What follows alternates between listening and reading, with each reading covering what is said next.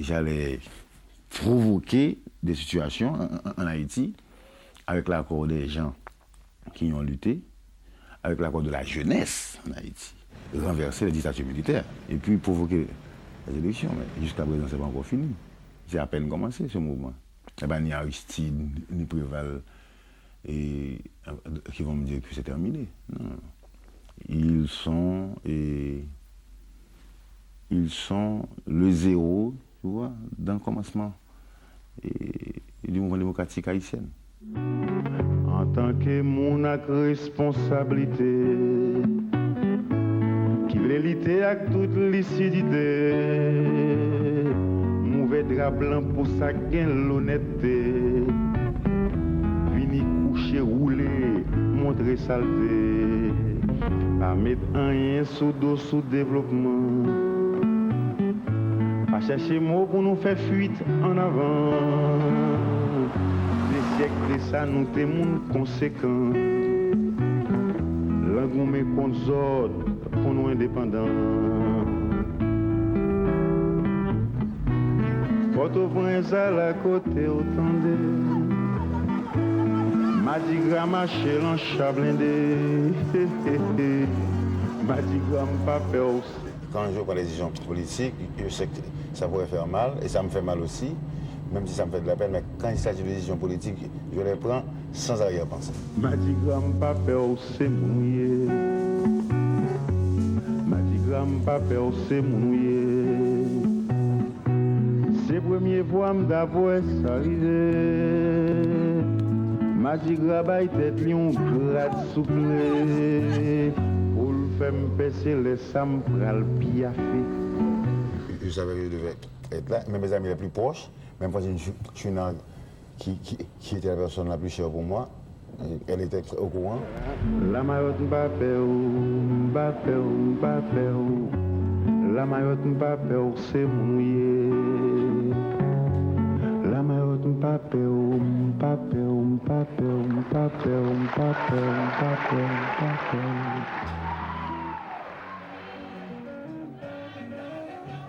Mano rentre en Haïti en février 1986, où il est accueilli en héros par la jeunesse. Ces spectacles deviennent des meetings politiques et il s'implique avec les jeunes dans la lutte pour la démocratie. Malgré sa position anticléricale, il soutient le père Jean-Bertrand Aristide et lutte à ses côtés contre les différents régimes militaires qui succèdent à Jean-Claude Duvalier.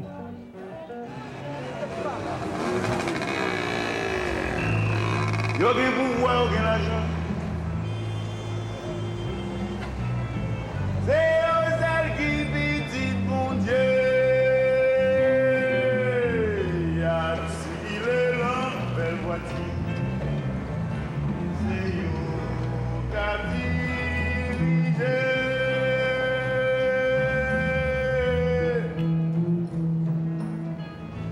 Yo mangé avant les sonnets.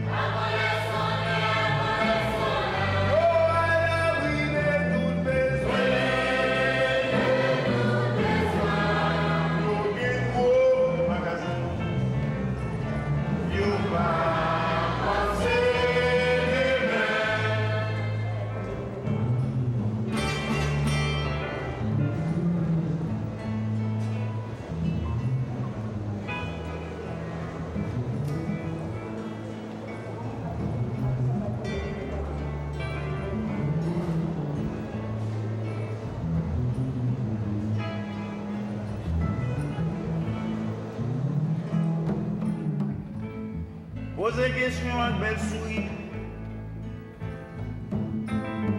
Ou diplôme, c'est belle difficile, c'est belle difficile. Comme vous travaillez ou l'habitude, c'est yo qui met la vie.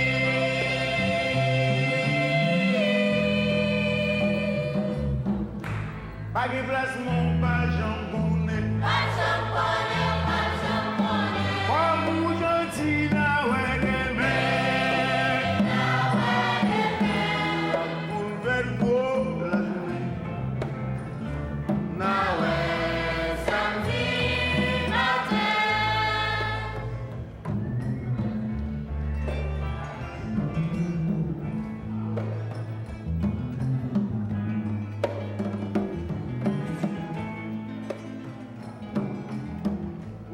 petite vie, bien protégée. L'argent monnaie va me saisir.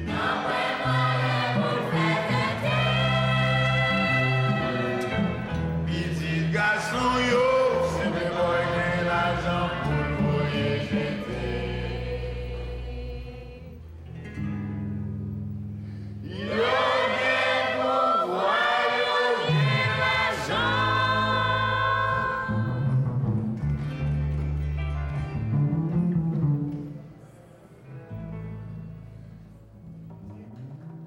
Le discours, les paroles de Mano ont donné aux jeunes encore plus de force pour s'engager dans la dénonciation, pour prendre la rue.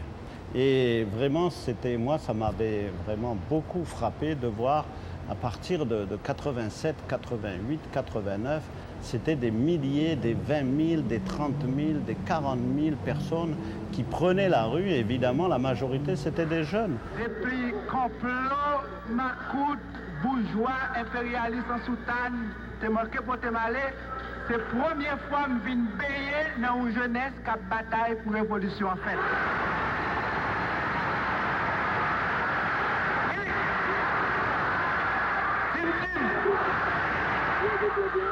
Chemise qui sous moi, c'est lui qui est sous moi dans la nuit. Complot Frestino, te manqué pour te aller. Et après-midi, c'est pas chemise non seulement qui sous moi, mais c'est l'esprit qui sous moi de Chalmaïla qui sous moi tout. Si on veut parler de la participation de Mano à la campagne d'Aristide, je pense que, évidemment, vous savez qu'en Haïti, tout rassemblement de masse se fait avec des chansons. Et évidemment, les chansons qui venaient très souvent, qui étaient repris par la foule, c'était en général les chants de Mano.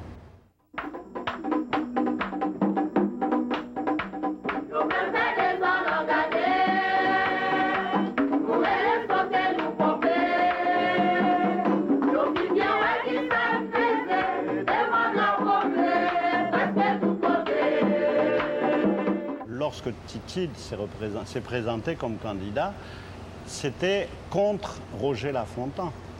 Roger Lafontaine, qui était le chef des Tontons Macoutes, qui était candidat à la République et que personne n'osait affronter. Le Titide qui s'est présenté à ce moment-là, c'était réellement le prophète, celui qui venait sauver Haïti de la dictature du valliériste, de la terreur des Tontons Macoutes. En décembre 1990, Aristide est élu président. C'est à titre de consultant que Mano agira au sein de ce premier gouvernement démocratiquement élu. Où ça a changé tout le monde? Votre chaudière a voulu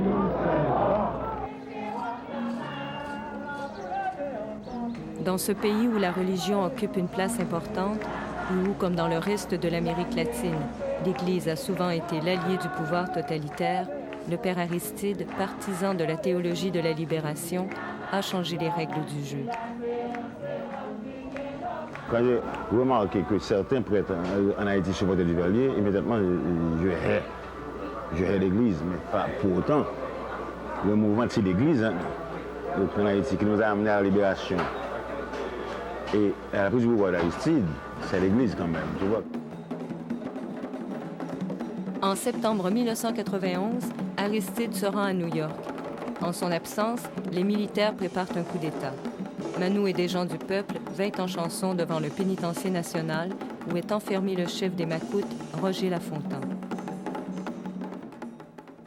C'est seul artiste qui était passé nuit avec une population jour-retour Jean-Bertrand Aristide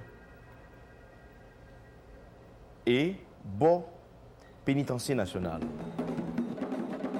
Le 30 septembre 1991, 7 mois seulement après son investiture, le président Aristide est renversé par un sanglant coup d'État dirigé par le général Raoul Cedras et doit s'exiler vers le Venezuela.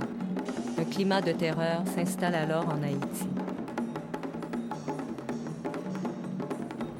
C'est seul artiste qui était chanté clair, quitte sous Duvalier, quitte sous Cedras. François Avril, qui se frappe. C'est un artiste tout. On te compte pas pour lui. Et les amis mieux a demandé qui ça Mano Chalmaillé, c'est son extraterrestre.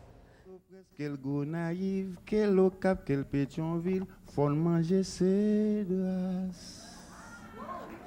Faut touiller ses grâces. La peur. Moi, j'ai peur des rats. Seulement. Et quand je voyage, j'ai peur de l'avion. Mais dans mes convictions politiques, je sais que je dois mourir. Et je sais que je devrais avoir une mort violente. Politiquement, j'ai jamais eu peur. Le jour du coup d'État, Mano est à la radio incitant le peuple à résister. Il est arrêté et conduit au pénitencier national. Je m'y attendais, hein, car depuis 1986, j'attaquais l'armée.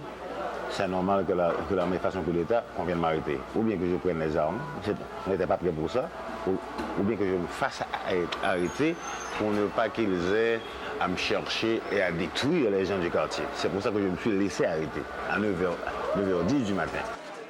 Relâché, puis kidnappé, Mano croit sa dernière heure arriver.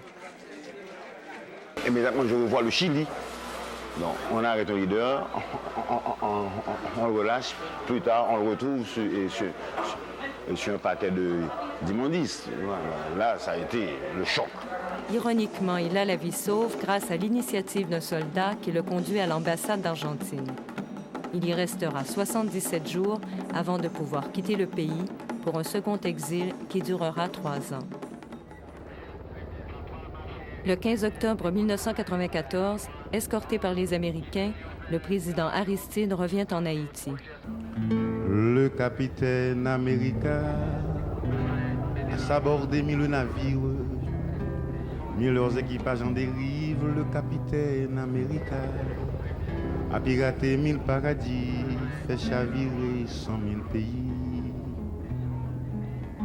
Sur tant de rivages accostés, a déchargé en conquérant ces cargaisons empoisonnées de colonels colonisants, d'enfants gâtés casqués d'acier, de multinationalisants. Et dans ces îles prises au lasso, sont amarrés trop de bateaux. Les pêcheurs ne vont plus en mer, les poissons nichent dans les mines. Les paysans cherchent leur terre à travers les champs d'héroïne. Capitaine America, Capitaine America, Capitaine America. Et quand les marins sont lâchés, simple exercice de routine, les femmes sont mises en vitrine, marquées d'un prix et consommées, accouchant d'enfants souvenirs, sans patrie et sans avenir. Ils n'ont pas amené la démocratie. Ceux-là qui avaient demandé à l'ONU de les aider à retourner au pouvoir, c'était une simple question de pouvoir. Hein. C'était pas réellement pour le peuple haïtien. Quelques jours plus tard, Mano rentre en Haïti. Il désapprouve l'alliance d'Aristide avec les Américains, mais soutiendra la candidature du président René Préval aux élections de 1995. La même année, encouragé par la jeunesse, il se présente comme candidat indépendant à la mairie de Port-au-Prince. Pour toute campagne, il donnera un spectacle 2 jours avant les élections. C'est dans le désordre le plus total que le maire élu de Port-au-Prince a été investi dans ses fonctions. Présence remarquée à la cérémonie, les diplomates étrangers accrédités en Haïti, le Premier ministre et plusieurs membres de son équipe gouvernementale, M. Charlemagne a promis de s'attaquer immédiatement au défi de l'insalubrité et de la promiscuité dans la capitale. Il en a appelé pour ce faire à toutes les bonnes volontés. Autre problème que se propose de résoudre le nouveau locataire de l'hôtel de ville, l'aspect hideux des marchés publics et l'éparpillement anarchique des marchandes. Autant d'entraves à la marche ascensionnelle de Port-au-Prince vers le progrès, a-t-il souligné. M. Charlemagne a également annoncé 2 priorités, les écoles communales et la santé communautaire. Les premiers temps étaient vraiment difficiles pour nous parce que nous étions une équipe très jeune et puis nous voulons, notre premier objectif c'était de de coopérer avec Mano et puis de relever le défi.